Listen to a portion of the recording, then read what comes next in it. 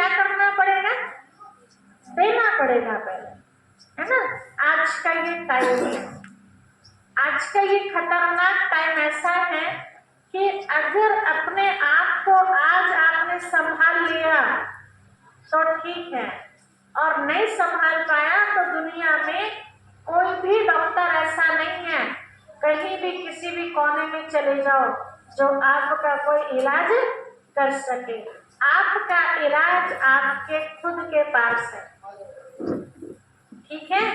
तो घर में जब बहू आने वाली होती है तो पहले ही सासू जी सपने देखना चालू कर देती है कि बहू आएगी, घर संवार लेगी, है ना। और होता क्या है, सबका नहीं होता, घर भी संवारती है, ऐसी बात नहीं है, लेकिन किसी किसी का तो घर संवरा हुआ और ही बिगाड़ देती है ना। तो कितना दुख होता है। दुख क्यों हुआ, क्योंकि हमने उम्मीद रखी थी ऐसी, और उम्मीद ना रहे तो दुख होता। पहले भी तो रोटी बना के थे, अब लेंगे, क्या दिक्कत है। बहू ना होती तो क्या नहीं बनती हमारे घर में, तब भी तो बनती ना। दूसरी बात, आपस में हमारा प्यार होना बहुत जरूरी है। पहले भी ये बात बताई थी कि जहाँ प्यार होता है वहाँ कुर्बानी सहज तरीके से दी जाती है।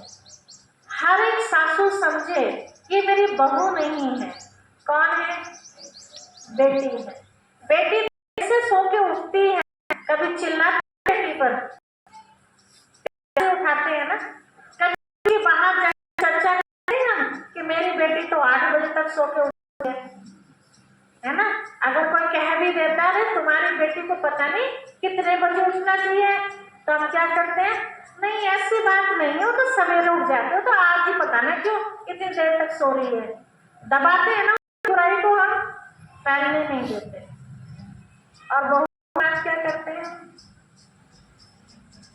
बहू की वो सचमुच उसके सिर में भी दर्द अगर हो रहा होगा, वो मजबूरी में अगर 8 बजे तक या 7 बजे तक सो रही है, सोती तो नहीं होगी बेचारी, मजबूरी में लेटी हुई है, और कोई आ गए अचानक से, तो क्या बोलते हैं, इसके तो रोज रोज के काम है, आज की बात ना है।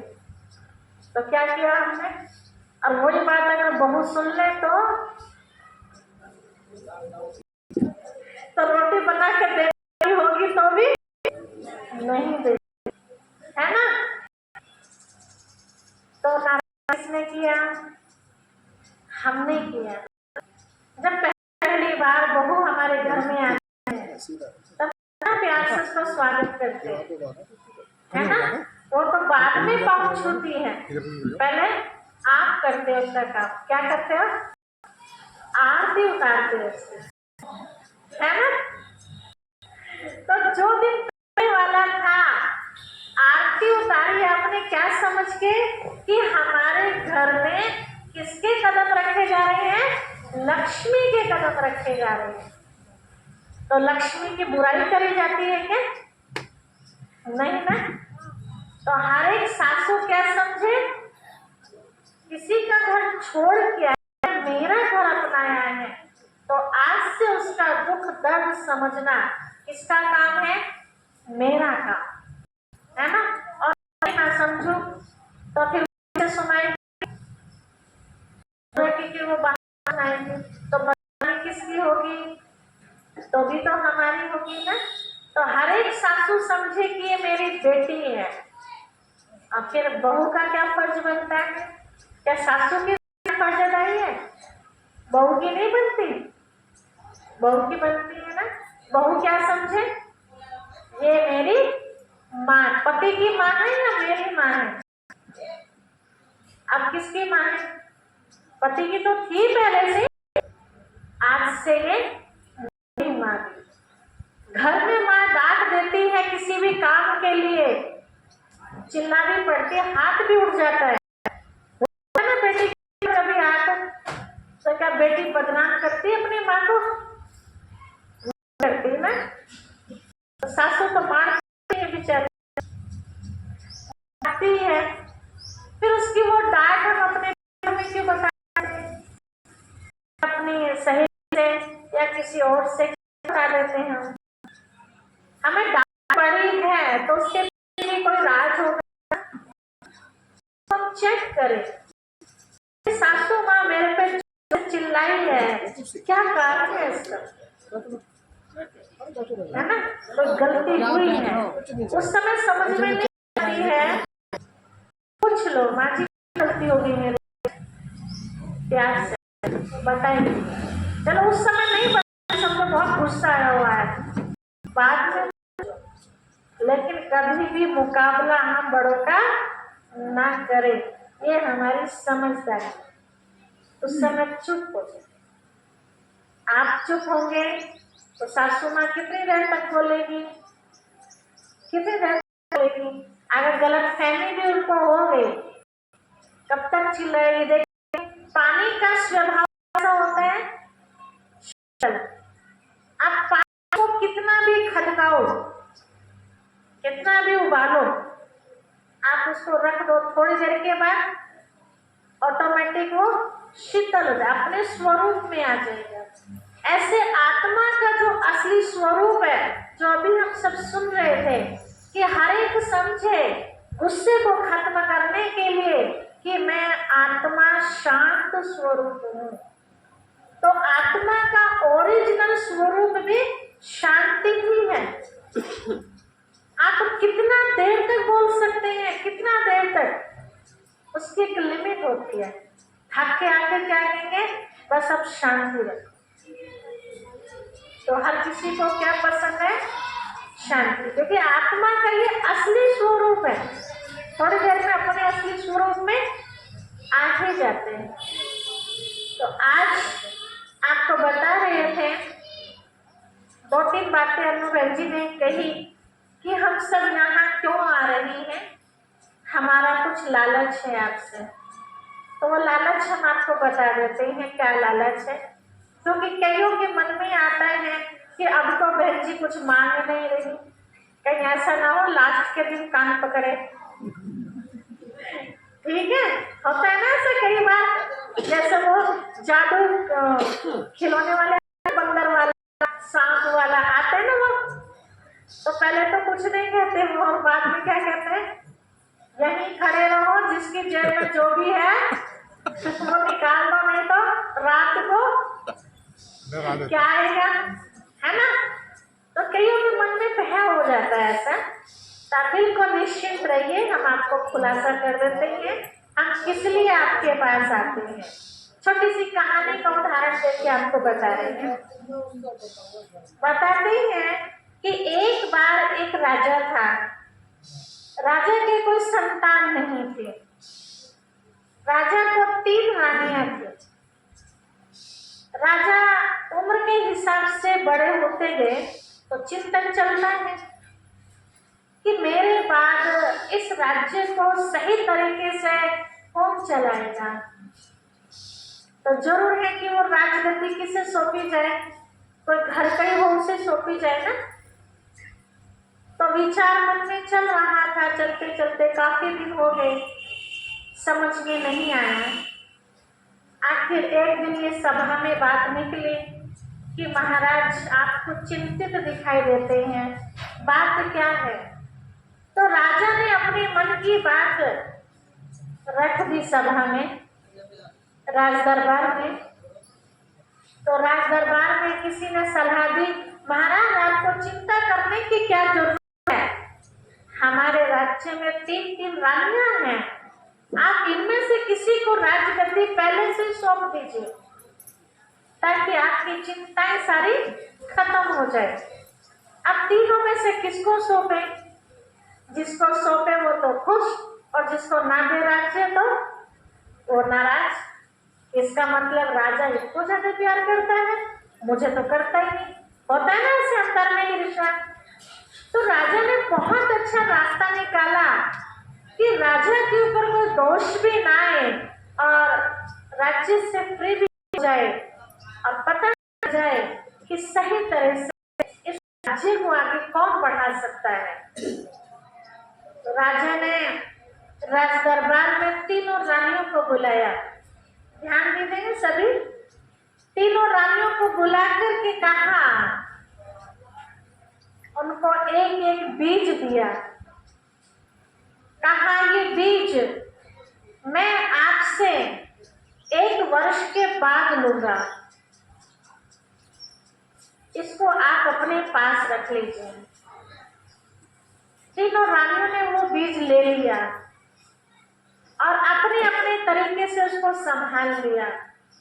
कैसे संभाला? जो बड़ी रानी थी, रानी ने उस बीज को रुई में लपेटा और सुंदर से डिब्बी में करके अंदर बॉक्स में रख दिया, क्योंकि राजा को देना है ना, वापस खो ना जाए। दूसरे नंबर की जो रानी थी वो थोड़ा जल्दबाजी में काम किया करती थी, तो उसने उस बीज को आले में रख दिया, कहा अभी उठा लूंगी। और तीसरे नंबर की जो रानी थी उसने जाके उसको बो दिया, क्योंकि राजा को 1 साल के बाद बीज वापस करना है। 1 वर्ष पूरा हुआ, राजा ने वापस राज दरबार में बुलाकर तीनों रानियों से बीज मांगे। तो पहली रानी ने बड़े उमंग उत्साह के साथ कहा महाराज अभी लेके आई। गई, संदूक में से वो निकाला डिब्बी, और डिब्बी महाराज को हाथ में दी। महाराज ने जैसे डिब्बी खोल के देखी तो वो बीज सड़ के खत्म हो चुका था। एक बार सुई लग जाती है ना, बीज को देखते हैं ऐसे खत्म हो गया। राजा ने कहा मैंने आपको बीज कैसा दिया था, कैसे दिया था? तो वो तो बेकार हो गया। चलो कोई बात नहीं। दूसरी रानी से पूछा आपका बीज कहाँ है? तो दौड़ी दौड़ी गई, इधर आले में देख, उधर देख, उधर देख, पता ही नहीं कहाँ रख दिया। वो सफाई में साफ हो गया। खाली हाथ आ गई, महाराज मैंने तो काले में रख दिया था, पता नहीं कहाँ है। कोई बात नहीं। अब तीसरी से पूछा आपका बीज कहाँ है? तो रानी ने कहा महाराज मैं उस बीज को अकेले नहीं ला सकती, यहाँ आपको मेरे साथ चलना होगा। तो बड़े आश्चर्य वाली बात थी। राजा ने कहा मैंने आपको एक बीज हाथ में दिया था, तो आप क्यों नहीं ला सकती उसे? कहा महाराज अब नहीं ला सकती, आप मेरे साथ चलिए, उस बीज को अगर आपको देखना है। तो क्या किया था रानी ने? उसको बो दिया था। अब कैसे बीज दे? तो थोड़ा पास में गोदाम टाइप का बना हुआ था, वहाँ रानी राजा को कुछ और भी साथ में गए। देखो तो पूरा वो गोदाम बीज से भरा हुआ था। अब कौन से बीज से भरा होगा? आप एक सरसों का बीज बोते हैं, उसका जो पौधा तैयार होता है, एक बीज से कितने बीज तैयार हो जाते हैं, है ना? फिर दोबारा इसको बो दीजिए, फिर बो दीजिए, ऐसे जितनी बार बोएंगे उतनी बार उसका कितना लाख गुना से भी ज्यादा वो बढ़ जाएगा। तो रानी ने उसको बार बार बोया और वो बीज इकट्ठा करती चली गई। अब ये बात राज दरबार में रखी गई कि अब राजगद्दी किसे सौंपी जाए। अब मैं आप सबसे पूछती हूँ, तीसरी वाली क्यों बढ़ा दिया है? तो तीसरे नंबर की रानी ने बड़े सहज तरीके से वो राजगद्दी प्राप्त कर ली। तो हम भी उन्हीं में से हैं, ठीक है? हम सब परमात्मा की रानी ही तो है, आत्मा रानी है, वो हम सबका राजा है। तो मौका सबको देता है, ये ज्ञान का बीज दे रहा है ना सबको। अब इस बीज को तो संभाल के रखा है दिमाग में, लेकिन कितने दिन तक दिमाग में रहेगा? वो निकल जाएगा ना कभी ना कभी, मतलब खत्म हो जाएगी बात। हाँ बहुत समय सुनी तो थी पर अब याद नहीं है। और कुछ लोग ले लेते मतलब नहीं है, लेकिन बातों में वो ज्ञान की बातें खत्म हो जाती हैं और कुछ लोग उसको बो देते अर्थात दूसरे को सुना देते हैं, है ना। तो वो ज्ञान उसका क्या हो गया, बढ़ गया। एक ज्ञान रत्न ही ऐसे रत्न हैं जिन्हें आप उतना बांटें उतना ये बढ़ता जाएगा। बाकी स्थूल धन जितना आप बांटेंगे उतना वो कम होता चला जाएगा। तो हम भी वही काम कर रहे हैं।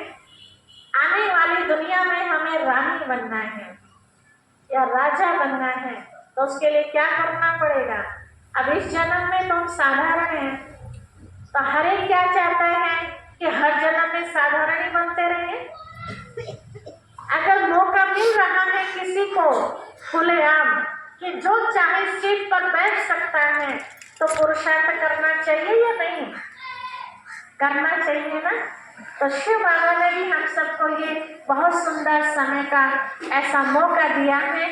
बच्ची, ये ज्ञान रत्न जो तुम मुझसे ले रहे हो ये सब तक पहुंचाओ।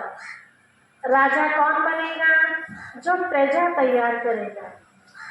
और यहाँ प्रजा कैसे तैयार होती है, आप गांव में प्रधान की वोट के लिए आप देखते हैं, उसको जीतने के लिए क्या करना पड़ता है, घर घर जाकर हाथ जोड़ने पड़ते हैं। और फिर भी जरूरी नहीं है कि वो प्रधान बनेंगे, जरूरी नहीं है ना, लेकिन यहाँ जरूरी है। यहाँ किसी के सामने हाथ जोड़ने की जरूरत नहीं है। और अगले जन्म में अगर राजा बनना है तो जितना मनुष्य